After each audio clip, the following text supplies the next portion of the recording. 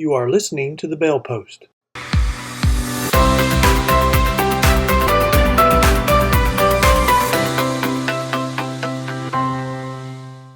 Well, we're here for yet another episode of our podcast, The Bell Post. And today we're kind of continuing a series of podcasts that we've had talking about research and academic publications. And today we're going to talk about defunding the police and its impact on crime. And we have with us Dr. Benjamin Hansen. So you are the W.E. Minor Professor of Economics at the University of Oregon. You are head of the Department of Economics. You graduated from Brigham Young University in 2004 with a degree in economics. You have a master's degree in economics from UC Santa Barbara from 2005, and you have a PhD in economics from UC Santa Barbara in 2009. First of all, welcome to our podcast, and thank you so much for coming and talking about this very important topic with us. Yeah, thank you for having me today. Unfortunately, they made me department head, so this is, a brief escape from doing, administrative meetings and writing emails. So I'm really happy to be here. There are people that when they go to law school, they're like, this is hell. I hated all 3 years of it. If I don't pass the bar, I'm going to go drive trucks because, it's just, but, I was one of those nerds that really loved law school. Of course, I had a lot of success in law school. I was on law review. I was on some national teams and we had some success. We had the best brief in the nation in a contest. So describe the PhD program you went through. So for me, I originally got a PhD in economics in part because I had an undergrad professor that told me he got a PhD because he didn't know what he wanted to do with his life, and getting a PhD was a great way to delay that decision. So I'm sitting there as like a 22-year-old thinking like, what am I going to do the rest of my life? Oh, what if I keep studying this thing I'm interested in versus, going into the private sector or going to law school, which was another thing I was thinking about, or any of these other career paths. And, his words, like, they really resonated with me. It's like, look, whatever you're interested in, there's some economist out there that studies it. Just because economics, like, it's hard to describe as a discipline, but fundamentally, we're just interested in scarcity and how people make choices. Mm-hmm. And, regardless of kind of where we find ourselves in this human existence we're in, there's always something that feels relatively scarce to us, whether it's safety, whether it's something else. Mm-hmm. And so there's always some economist out there that's studying it from a lens of how do people make choices faced with these trade-offs we have. And that's what led me to grad school. And honestly, the first couple years of graduate school in economics are a little bit different, especially the first year. First year, they want you to really understand what I would call the axiomatic reasons that economists think things. So you're doing all sorts of math. It feels like you're getting a PhD in math, right? Yeah. Where it's like, okay, I want to prove that demand curves slope downward. And you can't just use intuition. You can't just use like, oh, it makes sense because you have less money, right? It's like, no, we're going to go in and we're going to use all these sophisticated things and we're going to use, I'll say geeky words that might scare you. We'll use separating hyperplanes, right? Well, I used to and think I hated economics because when I was in undergrad, I took an economics class and I did really good until the final. And yeah. when I finished the final, my grade in the class dropped a full letter grade. My story is actually the exact opposite. Well, since So then, I think that it was not economics. It was the test, multiple choice test. In law school, I did a full letter grade higher on essays, but when you get down yeah. to a multiple choice, and I thought you had to study differently. I never really knew how to study for a standardized test. So I can tell you how my tests were, and then basically my story being the exact opposite of yours.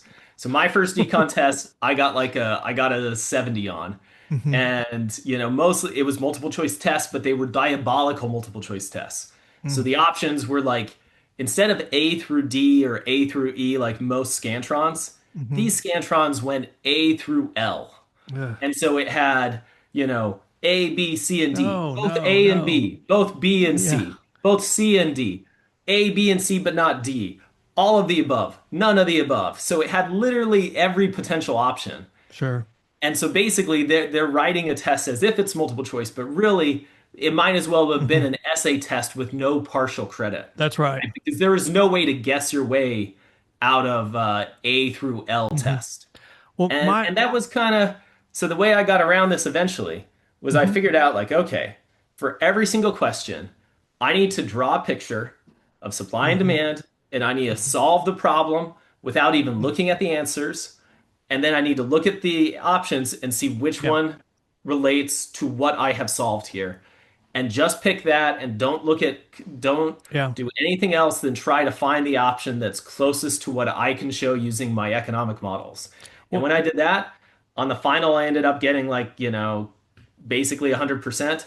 And the mhm. professor had a policy that if you did better on the final than you did on any other test, it would replace all the other tests. Oh, So even wow. though I hadn't done that well on the first test, and I did a little better on the second, on the final, I aced it. And so I ended up with an A in the class. Well, I had a suite mate in college, and he was the exact opposite of me. He's like you. He did a full letter grade higher on standardized tests, on multiple choice tests than Yeah. essay. And I was like, what is it what makes you you and me? I mean, and I think now, 30 something years later, it's really just studying because, like you said, on the classes I did the best, Hmm. I would write out the whole outline of the class and I would Hmm. make up a story using the first letter of every line. So the first 5 or 10 minutes of the final, all I did was write out an outline of the class. And when I did that, I was lights out on the exam because you have your cheat sheet that you've memorized. And so, Yeah. and I think I should have tried that on a multiple choice exam. I think I probably would have done a lot better because you you don't realize that the multiple choice exam can be just as difficult as an essay exam. Perhaps even harder, right? Yeah, Like you might think like, oh, I'll absolutely. know the right answer when you see it. But what if the problems are actually set up in a way that like, no, Oh there's a yeah. couple things that would look right, but it's Hmm. only if you really know the right answer that you can consistently figure out which one of those is the right. Because the others contain like maybe a partial truth in it, but they don't contain something that's fully correct. So, So I yeah. apologize for all the years of cussing you behind your back as an economics professor because I'm Oh, it's sure okay. I No, was no, saying it no. was your We fault deserve because it, it couldn't have been my fault. Oh yeah. So you're one of those. So you're Yeah. like you're review bombing the professors on Rate My Professor. Oh no, I'm so old. I predate any of those ever existing. I graduated from college in 1982, graduated from law Yeah. school in 89. You were a little child still. I I mean, bet you could still go find some of your old professors and you could give them a little bit of love because they need it. Because well, we I we do have, get it, we do get a lot of hate as the economics department, in part because we're one of the only academic disciplines that isn't engaging in pretty massive grade inflation. A lot of the other oh, ones, they're just kind of handing out A's to everybody, You wow. got a pulse, you get an A, not econ. Econ, you still got to earn it. One of the classes that I saw that you teach is the economics of crime. And so Yeah. I kind of wanted to spend a little bit, kind of tell me about the syllabus. What is a class on the economics of Yeah. crime about? Yeah. I mean, when people kind of come into the class, they're like, so we're going to talk about white collar crime. And, No. I do a little bit, but like the economics of crime, it really goes back to a very influential economist named Gary Mhm. Becker. So Gary Becker, he had this kind of way of taking things that economists thought they couldn't study. And then he's like, no, no, no. I can actually write down a model and we can see that thing that you thought wasn't suitable for economic analysis is completely suitable for economists to go out there and study. So he wrote this paper about punishment in the 1960s, where it was like an economic analysis of crime. And in there, before he had come about, basically economists were like, look, committing a crime, it's an irrational thing. You could go to prison, like no sane person should be out there committing crime. And he wrote down a model of Hmm. Hmm. economic behavior, assuming full rationality of individuals, no different than people deciding, hey, are you going to work today? What are you going to buy? What are you going to eat? What are you going to do?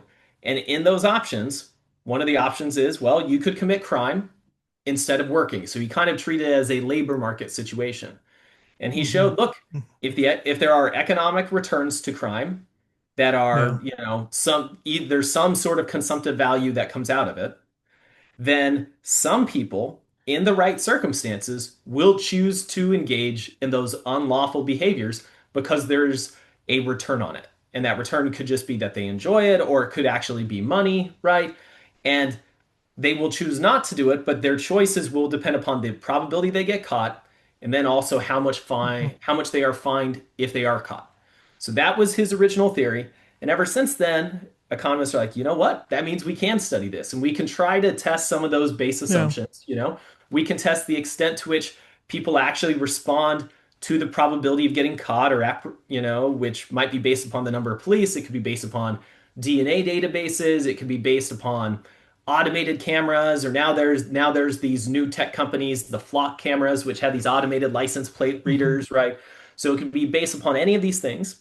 It could also be based upon, the severity of punishments. One of the ways we talk or I talk about crime is with law enforcement, especially is, there's certain percentage of crimes that's being committed by, the same group of people. I mean, you've Hmm. got a high level of recidivism, but then, so I think they describe it as the city within the city, the people living in the crime city. Hmm. And then you've got this gray area around the crime city and the law and order city. And I think the Hmm. model you're talking about really influences the gray area, the city in between. But how Hmm. does the model or the thought of that, I mean, how do we gauge crime from the standpoint of when we've got organized crime, gangs, and career Yeah. criminals? I think his model, if anything, it applies that much more when you think about organized crime and all of the different facets that we can find it. Hmm. Right? So we can certainly find organized crime if we look within cities, right? There's a drug trade, there's a trade Hmm. for some market that people want to Yeah, consume. If it's not drugs, it could be, the market for solicited sex. It could be previously it was gambling. Now we can see, that there's substantial international crime rings around just scamming. Scamming is like, sure. is a huge multi-billion-dollar industry that, should Well, we be when thinking you look about at this this, from a law enforcement perspective, or should we be treating them more like they're multinational companies and when you look taking, at the scammers, you're like, oh, that's never going to work. I have family members who are, like yeah, PhDs who are, they're older now, but I mean, they used to be vice president of GT Verizon, and yeah, somehow a scammer convinced them to turn over their iPad control, yeah. and they ended up having.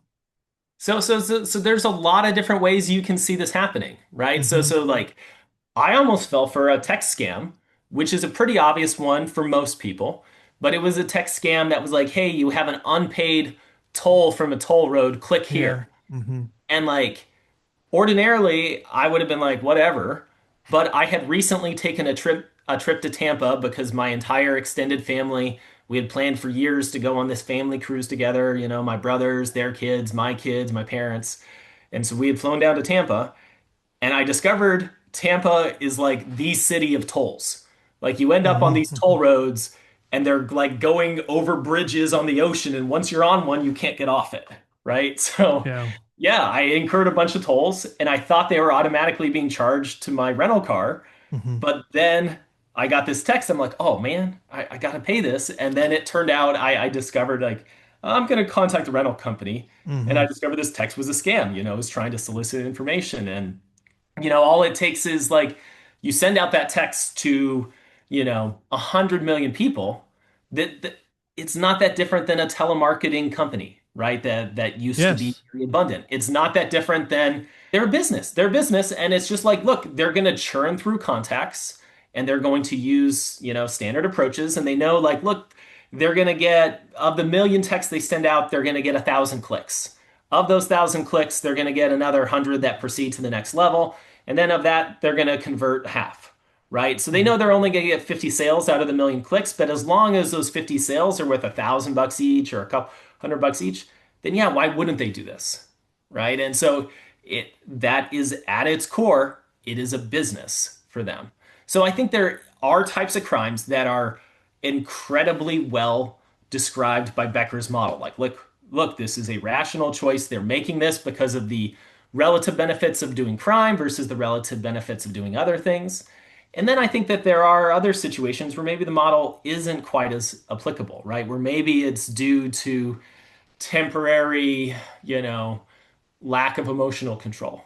I think a good example of that would be, like in some of the criminal justice reform is to not allow juveniles to be trialed as an adult.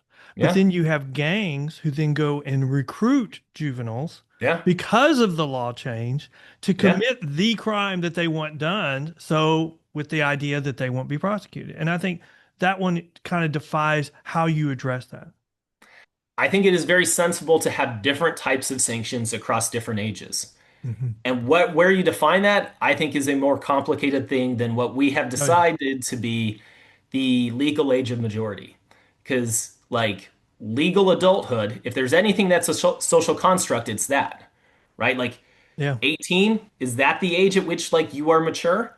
There's some people that are fully mature at 15. There's some people that don't mature until they're 25. If you're going to look at it biologically, most people kind of like become adults really sometime in their early 20s in terms of like their hormones settling down and they're actually able to make like reasonably educated, informed guesses about things, right? So where should that adult threshold be? I Yeah. think it should probably be something more like 21. Well, in the But criminal justice I world, take they argue that 25, we shouldn't really hold them accountable till around 25, 26, because that's when their brain's fully developed. But the yeah. same people that argue that are also arguing that we should let children make decisions about their bodies that are irreversible. And those are contradictions that I just point out the contradiction. I do agree. It is challenging to think about when people can, Hmm. you know, be making choices that they can consider to be legally responsible for. Focusing on the criminal justice side of things, I think if I had to propose a solution for this challenge of people getting recruited into gangs, Hmm. I think the most obvious solutions that have come out of the literature is increasing their human potential, increasing their learning, increasing their human capital in Sure, schools, sure, right? So investing in schools, investing in high dosage tutoring, other things that have come become really promising, even hooking kids up with a summer jobs program. sure. They did a Yeah, randomized experiment in Chicago. And when you put kids in a summer jobs program where it's like, look, these aren't fancy jobs. They're not interning for Microsoft. They're not, or OpenAI or something like that. Like they're working for the parks department. They're walking around and like, helping clean up the parks and doing things that might be considered more manual labor, like a lot of them. But they're now in an environment where they're getting paid. They're with an adult that respects them, that requires respect too. And they're all out of of a their sudden, this house. introduces them to a different social structure Hmm. than they might have Hmm. otherwise been familiar with. And this really surprising thing out of the summer jobs programs is that it not only cuts like the crime rates they discover, it's not like an incapacitation thing. It's not like you just took the kids and you kept them busy in the summer. What's Hmm. actually happening Sure. is that their likelihood of committing violent crime after the summer job ends, it drops by 40 or 50%. So you want kids to desist from crime and other things, you need to develop their human potential in other ways. And that actually goes along with this Gary Becker idea too, right? That you're increasing their potential and now crime isn't worth it anymore. Is one thing Sure. that could be coming out of it. It also could be just developing their patience. It could be developing their emotional resilience, right? Their ability to handle stressful situations. So I think the Mhm. exact mechanisms of summer jobs are still somewhat undetermined. I think that the summer jobs program is one example of a whole host of things. So it just Sure. tells you that when you know the schools fail in our inner cities, you know Yeah. the impact of that failure will be felt tons times harder than we ever thought. Same with Oh drugs. yeah. If we can't get control over drugs in our inner city, if we can't get families, I mean, to me, a summer jobs program is so good, but just families, having successful families anywhere in our urban cities is the benefits of that is just Yeah. innumerable. And when we come with the failures of all those situations, we're trying to find something that works. And so, I'm a big proponent of finding what works, but what I don't like to see happen is people proposing what we know does not work. And so Yeah. today we're going to be talking about an article that you were a co-author on, and the article Yeah. is Police Force Size and Civilian Race, and it was published in the American Economic Review in 2022. Tell me, how did this article come about, and how do Yeah. you decide? I mean, because I write articles all the time, they're published, but I don't have co-authors, and there's like four of y'all. I don't know if Yeah. I could, I mean, just editing, going through the editing process with one other person, just I can end up yelling at them. So, how does Yeah. this Yeah. come about? I mean, so this first comes about in, so this is in the year of 2020. Um, myself, I'm at home in COVID. We're doing, um, teaching my classes remotely. My other co-author friends are kind of all doing the same thing, Hmm. and um, I'm watching in kind of real time this kind of massive debate emerging about what do we do with police. And Hmm. like many others, I was shocked to watch um, uh, George Floyd being murdered, and watching that video was, a shocking thing to me, and many other people. And there was calls for police reform. I remember going um, to some of the protests about Black Lives Mattering, and at them, I also started to see like different signs out. I saw a sign that was like a cab, and I was like, so I'm there on my phone. I'm like, what is a cab? And it's like all cops are bastards. And I was like, okay, well, I don't believe in absolute statements, so I don't Yeah. believe in that, but I saw those signs everywhere, right? And then, I started to hear calls for defunding the police. And what I knew as an economist was that we had a really healthy literature that had explored um, or tried to estimate the causal impact of policing on crime, and that people had used a number of different approaches to this. Um, but then it also occurred to me that we hadn't really investigated at all the race specific effects of this. And so we didn't know how much of the benefits were necessarily accruing to white individuals versus black individuals. We didn't know necessarily that the benefits would be uniform at all, because we know clearance rates certainly are not Hmm. uniform. Hmm. You can find some cities where the clearance rates for homicide are going to be closer to 60, 70, Yeah. 80%. And then you can find other cities where the clearance rate might be 30%. And then you can find sub neighborhoods within the cities where the clearance rates are going to be even lower than that, suggesting most homicides are not resulting in arrests, much less a conviction. So it wasn't clear to me, as I thought more about it, that we actually knew that the benefits of policing were equal across the population. So in this debate about policing and should we have more police or these other or invest in other things, to me it seems central to investigate what were the race specific impacts of police. And I also was recognizing as an economist, look, there is a growing body of literature that things other than police can affect crime. So as I suggested, I think there's a very robust literature that some forms of investments in schools can really matter. Hmm. So like raising the amount of schooling that people have to get before they're allowed to drop out of school generally results in less lifetime arrests and less crime for those individuals and increased earnings. So just forcing people to get more school on average appears to be good for them. And then, like I said, there's this growing literature about summer jobs. There's another literature about cognitive behavioral therapy. And there's some other things that we can come back to too that have emerged even since then about crisis interrupters, which might be, other people you might involve in emergency Hmm. situations other than police. But Well, but that hadn't even emerged yet. So in that context, I was like, look, it's really important for us to estimate what the effects of police are, and the race question, we've always known that's there for police, but we haven't really investigated it and tried to produce concrete numbers on it. And I, so then at the time, I was like, look, I had worked with Aaron Chalfin before, who had written mhm. a paper about policing and crime.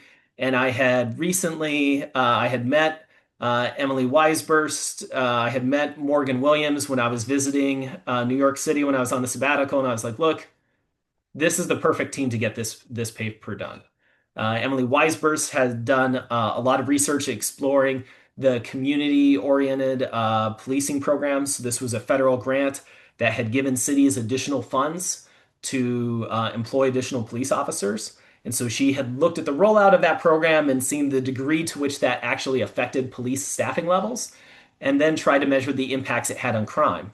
Aaron Chalfin had done some prior research where he had looked at the effect of police on crime using a different strategy, just taking note of the fact that it appears a lot of the data we have on police are actually measured wrong. And um, and then Morgan Williams, as I had mentioned, he had done a lot of other research about gun violence and differences in gun violence between black and white populations. So I thought that this would just be a great team to work on this. We were all for the most part economists. Aaron Chalfin, he's a unique case because he'll sometimes claim to be an economist and sometimes claim to not be one, depending upon his audience. It's kind of funny. He originally got his PhD in public policy from Berkeley, and so he's been in both criminology departments. And so when it suits him, he's an economist, but when it doesn't, he's okay claiming a different research identity. Well, I know y'all's publication makes conclusions about the effect of the number of police officers on crime, but I think since you mentioned the George Floyd matter and the protests, I mean, Yeah. and the whole push for defunding the police, I think. Let me ask you: isn't one of the conclusions you could draw from your article, your publication, is that defunding the police will have a significant impact on homicide rates, and they will increase, and that if increase will be disproportionately impacted, it will hurt them worse, the black community. So I think the if we were to hold everything else constant, Sure. I think that is a conclusion that is appropriate from the data. For me, the really important question is what do these time dynamics, what is this, the quote unquote scary gender equilibrium effect, that means, all right, you take the money from police, right? And let's say Yeah. you go over and you fund something else, which it could be, another study that I had done with Aaron Chalfin a while ago in New York City was a streetlight experiment, in which we did some randomized dosages of streetlights in some public sector housing developments.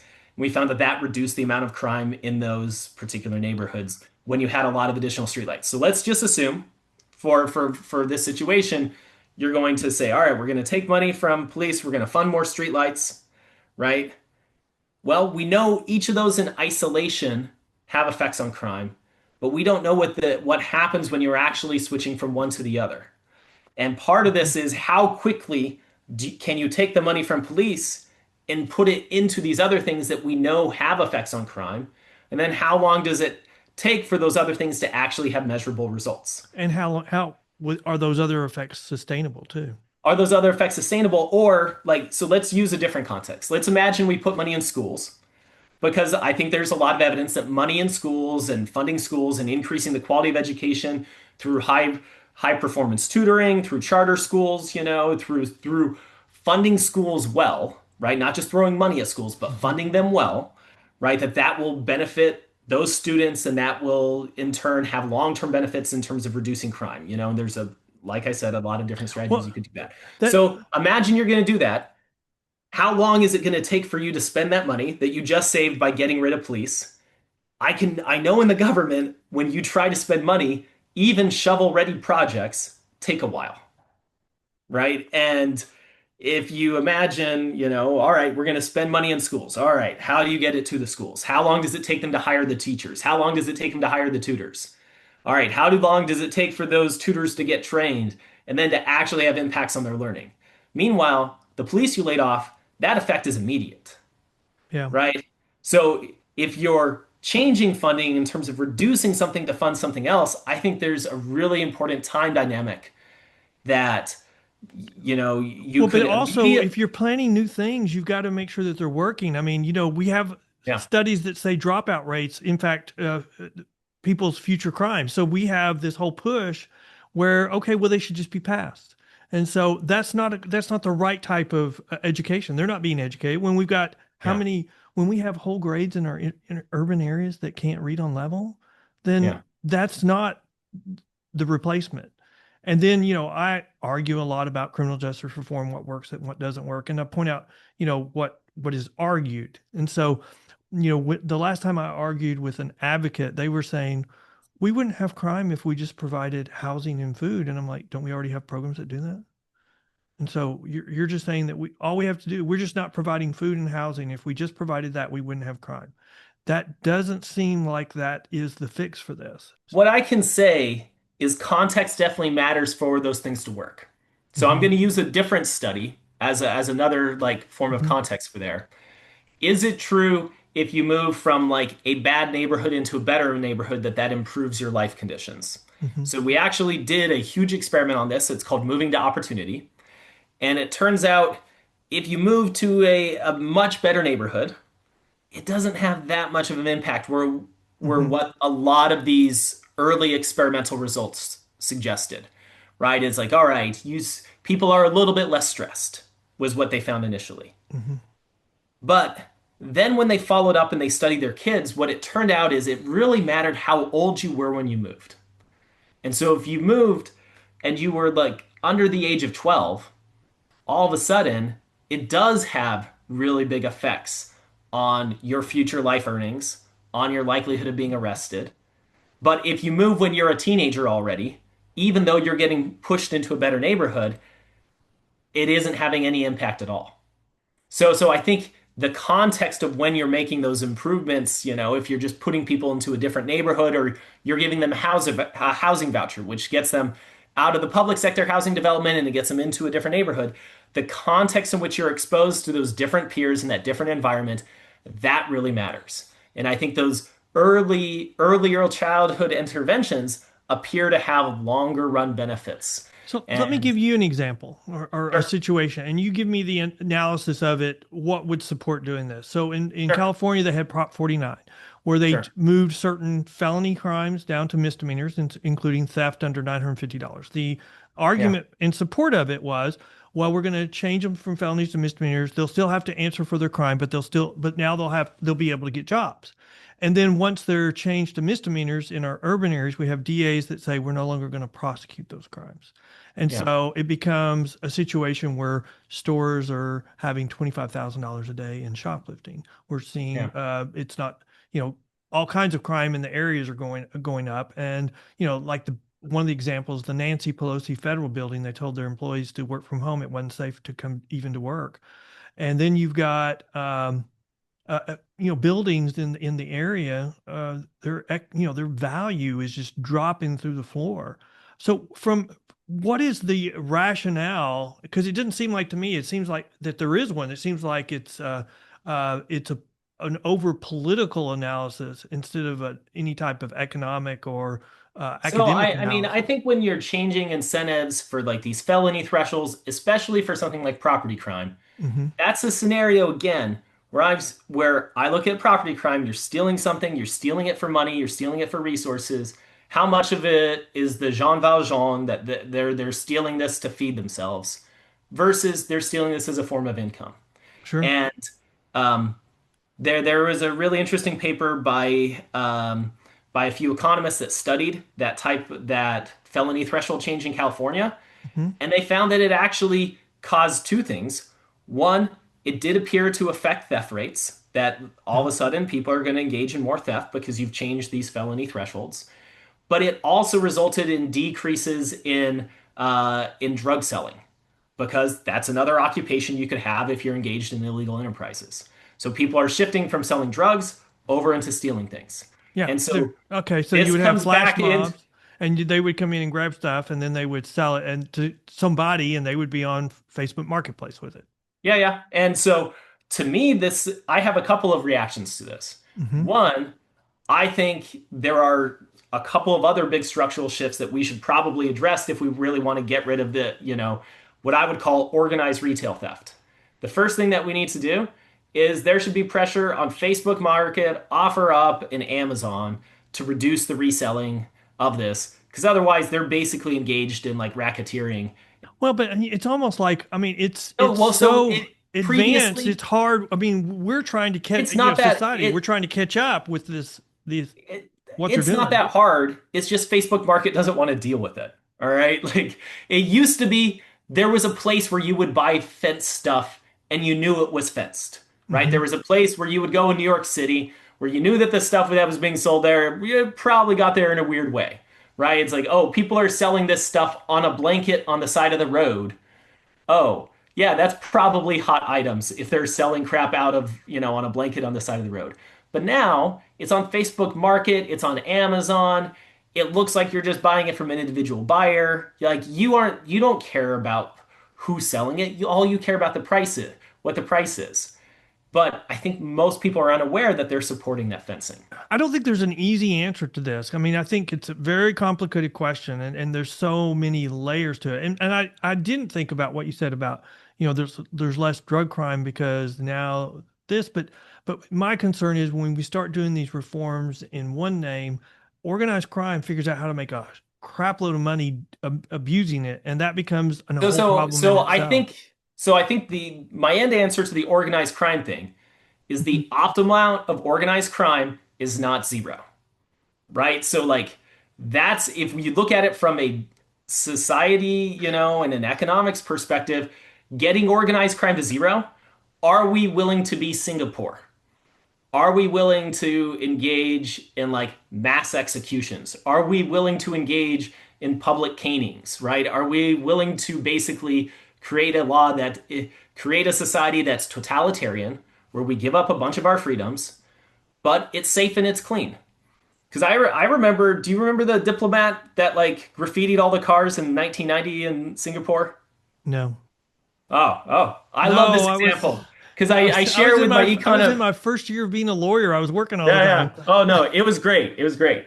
So this guy, this diplomat's son, you can look it up. He like went in and graffitied a whole bunch of cars and broke some with like baseball bats because he was a teenager and wanted to rebel, because that's what teenagers do. And Singapore caught him, and he's like, "I have diplomatic immunity," and they're like, "No, your dad has diplomatic immunity. Hmm. We're gonna cane you 6 times." And this was all on the news. I remember watching it on the news, and this and on like Channel One News, which was this news broadcast that they had in schools back in the 90s. And Bill Clinton tried to intervene on this kid's behalf and like, oh, send our diplomat home. They're like, no, it wasn't the diplomat, it was his kid. We're gonna cane him. And there was this whole back and forth, and they're like, fine, fine, fine. Instead of caning him 6 times, we'll do it four. And so they got out there, which a public caning in Singapore, it means you get a giant trellis, you strap people to it, you like put pads on their kidneys to protect their kidneys, you pull down their pants, and then you beat them bare to the ass with a cane, swinging up to 160 miles an hour, leaving scars that they'll have the rest of their life on their butt. So that's the reality of public canings. And they're Well, brutal. there's a They big are gap between public canings and fighting crime. well, no, no. I'm just saying that's what Singapore does, and they also put to death everybody that sells drugs, right? Like they're well Mhm. known for this, but because of that, they have they don't have a lot of crime. It's like a very libertarian argument. We don't want to, I mean, the cost of it is too expensive to prosecute, so let's don't have it. No, I'm just saying there's one version. I'm saying the optimal amount isn't zero, you know? Sure. So what is the optimal amount? I think that is a more complicated question to get to. Where would I go if I want to reduce, retail theft that's happening everywhere? I think you could look at the end platforms that are involved and to some extent somewhat complicit in this. I think you would look at also trying to improve people's human potential. Again, I come back to this idea like, look, if people, why are they going in and stealing stuff? Well, if they're doing it for their job, it's because their other job options are very, very weak right now.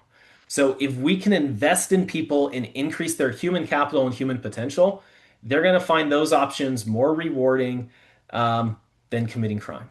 So I think that's the main trade-off, and it won't be zero just because, like, look, we have people that engage in wire fraud who are extremely well educated. So there's always so education isn't even a panacea to this too. But I think increasing people's human potential, that's like path number one I see. And part of that can happen through formal schooling. I think part of it too can happen in a world that doesn't even cost much money. So, have you heard of CBT? No. All right. So, CBT is called cognitive behavioral therapy. So, it's a therapy where basically you try to take people's irrational, incorrect beliefs and you try to break them down. And um, and it was introduced, decades ago, and it can be a very effective treatment for depression because somebody who's depressed, you'll try to look at them and be like, what are the irrational beliefs that you have? And a lot of it will come back to things like mind reading. You're looking around and you're trying to read people's mind and saying, "Oh, Ken hates me. I can see him there sitting there with his microphone. He's looking at me and he's judging me as an economist. He hates me." Right? And turns out I'm mind reading there. I have no idea what you think about me. You're probably going to forget me after this conversation. The truth is, most people don't care that much about you, but you try to break down that irrealistic thought or the all or nothing thinking that people have. Such a common one, especially among youth everywhere, right? They think if I fail this test, my life is over. If my boyfriend dumps me, my life is over. If this Sure. politician, whoever their name is, gets elected, my life is over, But let's right? And throw one more thing into it. Mental health. yeah, We've closed down our mental health asylums. sure. Our jails and our prisons are now the largest mental health facilities in the country. Yet And we you are have engaging in a lot of mental health care there. well, And we it, have so, jails that are the revolving doors that people yeah, get yeah. So arrested, let they me get get back on to their meds, CBT and because then they get out, yeah, they get off. And so, I mean, how does that fit in the CBT model? I will tell you exactly how it fits in. All right. So it turns out with cognitive behavioral therapy, it doesn't have to be like a sophisticated thing. It doesn't mean you need a licensed psychologist to sit down and be like, Ken, so tell me about your mother, right? Like we don't need like somebody with a PhD to do this. So Jens Ludwig recently talked about this in his book, a book that I would highly recommend that you get that is called Unforgiving Places, Hmm. you know? And in there he talks about CBT as a intervention that they tried in Chicago. And it turned out um, when you introduce cognitive behavioral therapy in schools, it reduced their likelihood of being rearrested for of being arrested for violent crime by 40%. And then they're like, okay, what if we did this in jails? And but we don't have a lot of money. So what are we going to do in a world where there's just not much money to go around? Well, we're going to teach the guards to do CBT with the kids. And the CBT, like I said, it doesn't have to be that expensive. It So doesn't you've have talked to about be. CBT, but what is it that they're doing when we're training the jailers? What are they doing? Yeah. So in this case, I mean that you can read the book to go into more detail. A lot of it is just teaching people to breathe and to slow down and to not react to things so quickly, to just slow down how automatic their thought processes are. And so they taught the people in the jail to do the CBT program, and it wasn't that time costly, it wasn't that expensive, and it still had really dramatic effect on the likelihood of kids that are arrested in Cook County Jail who are juveniles, their likelihood of getting arrested for violent crime is dropping dramatically for being exposed to CBT. And it turns out it looks like there might even be effects for cops. So when they've done a CBT intervention in cops to try to slow down how quickly they make their decisions, they're less likely to use force in arresting people. Turns out when a lot of us are in a stressful situation, if we can try to separate our emotions from the stress, it helps us a ton. And that's the and so it takes those situations where I'm starting to get upset and my adrenaline is starting to spike. If you can find some simple tools to help you to slow things down a little bit for yourself, it appears to help people a ton. And it's not going to fix all mental health problems, right? This is not going to take somebody that has, you know, bipolar disorder and get rid of it. It's not going to take somebody that has, you know, paranoid schizophrenia and make that go away, right? But what it will do and what it can do is kids who are on the brink of making a terrible decision of shooting somebody because they insulted them, because they think their life is over, because this person embarrassed them, maybe they won't take it so personally. Maybe they won't think their life is over. Maybe they won't catastrophize quite as much.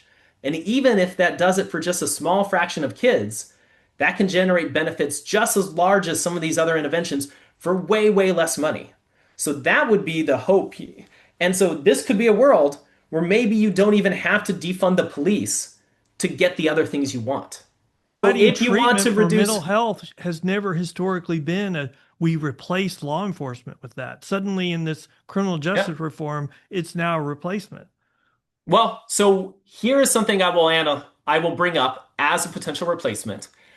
And this is me having my research that I've argued with some sociologists about this and other people who are like, there's no evidence that police reduce crime. I'm like, there's tons of evidence, Yeah, there's tons of but evidence. there is evidence that even though police reduce crime, having more police as a public safety mechanism, it also can result in a lot of non-essential arrests. And that's another part of our paper I wanted to highlight that we didn't have a chance to Well, yeah, talk I about. agree with you that you did highlight that, but the first part, I mean, we kind of Yeah. reversed that and turned it on its head and said, getting rid of police will cause homicide rates to increase. But y'all specifically were looking at increasing police will decrease the homicide rates, and Yeah. there's a formula. And but you also said, for like point 0.1 for every police officer, Yeah. it will decrease by that amount, and that but it has a disproportionate benefit for Yeah. our black communities. So it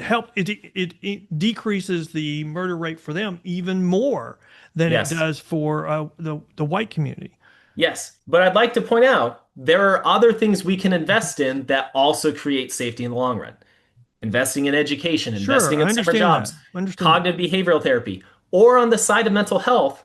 Recently, one of my fellow professors at the University of Oregon, Jonathan Davis, he also lives in Eugene. He did an evaluation of the Cahoots program, which was a program that was started with the Whitebird Clinic, where they had emergency responders, which when a call went into the non-emergency police line, the person answering it could try to decide, look, am I going to send a police officer to this?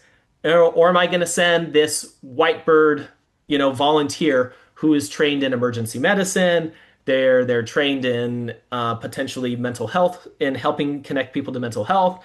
And so sometimes they would go to situations with police, or sometimes they would go instead of them. And so it turns out, as the employment of the Whitebird Clinic ramped up, that the number of calls going in initially was the same, but sometimes they would send the Whitebird crisis responders instead. And what that actually did is it sped up police response times to other crimes. So Sure. now, instead of getting bogged down in trying to help somebody in a crisis situation where a police officer, with a gun and cuffs and who's trained mostly to arrest people, that they're trying to wear too many hats. Now you're able to send somebody that's specifically for mental health. And I'd like to point out this is not a replacement for police, right? They are not sending these people into well-known violent situations where a crime is in progress, right? They're sending it for these mental health situations where somebody's having a crisis. Who do you send? Maybe you send police, or Well, in but this the case, the you send this other difficulty. person. It actually improved the productivity of police. It improved their ability to respond to other situations. So these things they weren't what I would call a substitute for a police. It's They're an actually addition. a complement, Well, but it's also I you mean, know? I've talked to groups on that, and the importance on that is the triage. I mean, you've Yep. got to be able to triage the situation and triage it very quickly and decide who to send. And so Yep. you end up having, you have it's an additional cost. It's not a savings because you've got, and then if you send somebody and you've made the wrong triage decision, the county's going to get sued. I haven't seen any wrongful death lawsuits involving these crisis responders yet. So, who knows? We get a large enough sample, some might emerge. But Hmm. if you look across the nation, the liability state, the number of claims regarding wrongful death, that's mostly those costs are because of police going where maybe somebody else should have gone instead, I would venture. I don't think there's any situation where there's a gun that a mental health patient somebody should go instead of the So, police. so, so, not so I'm not saying a gun. I'm saying there's situations for wrongful death, which usually those are not True. involving a gun. Usually it's something else where, they end up to, you know, these situations are complex. You Sure. watch the video, it's never as clean as whatever you read on Twitter or in somebody's or on No. somebody's blog, right? Like these situations are going to be hard. What I am saying is that there is really, really, I would say, striking evidence that these crisis responders, I think, are an important tool that cities have underinvested in, right? That we kind of, and I think like the right here is like, what is the right scale of government for different situations? Aren't we really saying that potentially there's a cost savings? We don't know because we don't have a big enough model to look at this point. So, I mean, this is like a case study that's been done in Eugene, Hmm. right? It would be great to evaluate this at a broader national level in different types of communities where there's different levels of violence, right? And then I think, do we need to sort out the right scope of this? For sure. Because I don't Sure. even know if we know what the long run cost of these crisis responders is, because they've done this job, for 4 or 5 years. I don't know at their current wages, will people really do this for 15 years or 20 years or 30 years, right? So I do think we have more to investigate there, but it's promising enough. As a society, I think we should experiment in those other mechanisms for sure. We still have politicians today. I mean, 2025 saying we should defund the police. I mean, does the article and the publication y'all have, does that support that? So, what I would say, so I have another meeting I have to go to because I'm department head. So I'm going to try to end on this line. Yes, sir.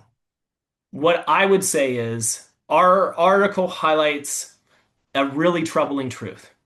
If we look at our communities, our minority communities, there's evidence that they're both underpoliced and overpoliced at the same time.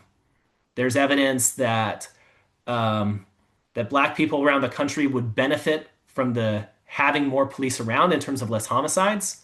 But there's also evidence that Black people are disproportionately likely to be arrested for low-level offenses, which really don't matter as we increase police staffing. Moreover, I would say there's a lot of evidence that things other than police reduce crime.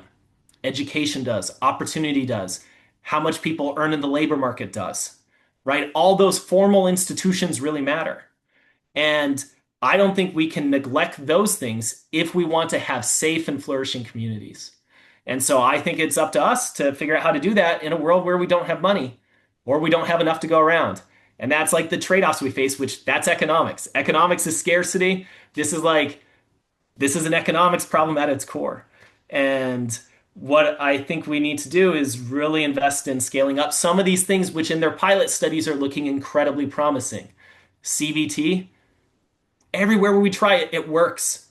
And there's some people who are just, you mentioned people who are against police. There's people that are against CBT because it basically says some of your thoughts are irrational. Well, it turns out some of them might be.